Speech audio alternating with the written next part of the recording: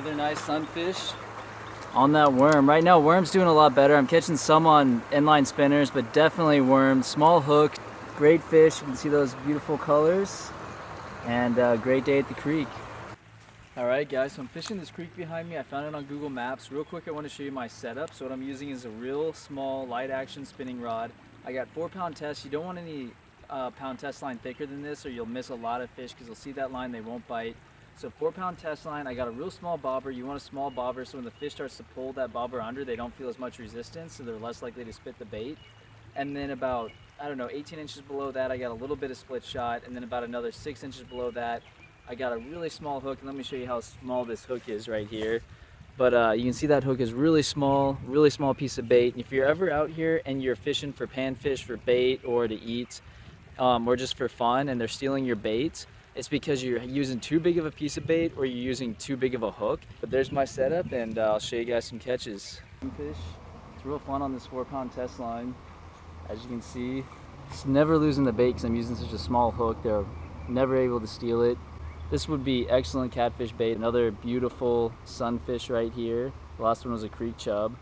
Guys, fish number 4. This is actually the same, another creek chub. So 4 fish, 3 different fish species. This is what a creek chub looks like. They're great for bass, even better for catfish. I'll show you a picture of an 80-pounder I caught on a creek chub, just a touch bigger than this. But they love worms, and I usually only catch them in creeks, but you see, it just looks like a huge minnow, the perfect bait for those bass and catfish. I'm getting another bite. All right, got him. Got to be quick to set this hook. And this one's, all right, 3 fish, 3 different fish species, guys. This is a little bluegill. And he swallowed the hook a little bit, but that's no problem. I have some really good hook removers. As you can see, just a real tiny bluegill. Another excellent, this would be great for if I was going bass fishing or catfishing later. This would definitely be the bait size that I would want. But beautiful fish, fun to catch on 4-pound test line, just something to do today. But you want to wait, as soon as it hits around April, I find the fish start inhabiting these creeks again. Over winter, I think they die off because it's a little too shallow. But when you get those first thunderstorms and rains in the area, what it does is all those ponds and lakes that drain into the creeks, they overfill, and a lot of fish get out and get into the creeks.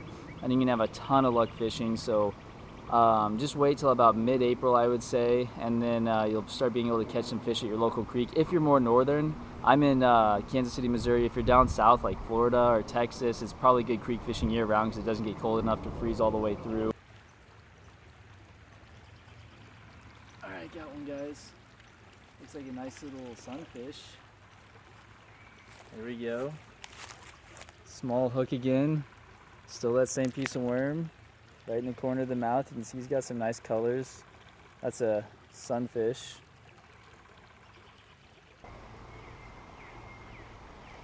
All right, got one, guys. Nice little bluegill. Again, this would be absolutely perfect catfish bait. This is fish number 6 on the same piece of worm. That's just the beauty of using that small hook. If you want to check out one of my videos on how to use one of these fish for catfishing bait, how to hook a bluegill or a creek chub, I'll put some links at the end of the video. But this is a nice little bluegill. Here's a real quick tip when fishing. If you can get a really good pair of like needle nose pliers, this is actually a surgical pair. It's just excellent for getting the hook out of any fish. Nowadays, I don't think, even when they've like really swallowed the hook, I'm always able to get it out with that. It's got a nice little curve to it, but if you can get a nice pair of needle nose pliers, you can save a lot of fish. All right, there we go, got him. That was kept taking my bait under, couldn't quite get him. It's another nice creek chub, guys. And I believe this is fish number 7 on the same piece of worm. This guy's a little, you can see he's been eating pretty good. He's got a belly to him, but beautiful fish. Gonna go ahead and release him. He's lucky because normally I keep these guys for catfish bait. There he goes, right back into the water. You can see it's been torn up, but that small piece of worm and hook is working really well right now. Full little fish.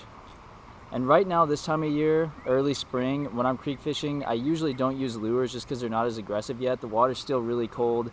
You don't really want to be using lures per se. I think a real small piece of bait and a real small presentation is your best bet early spring. When it hits midsummer, I would say like June, or I would say July is good. Even June when the water's warmer, depending on where you are in the US, your latitude. that's when you want to start switching to lures, and you'll have just as much success as worms, and you don't have to buy worms or go digging them up.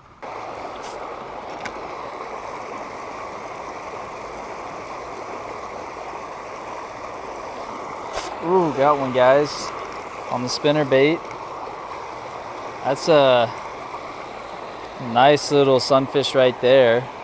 There's that little inline spinner for creek fishing.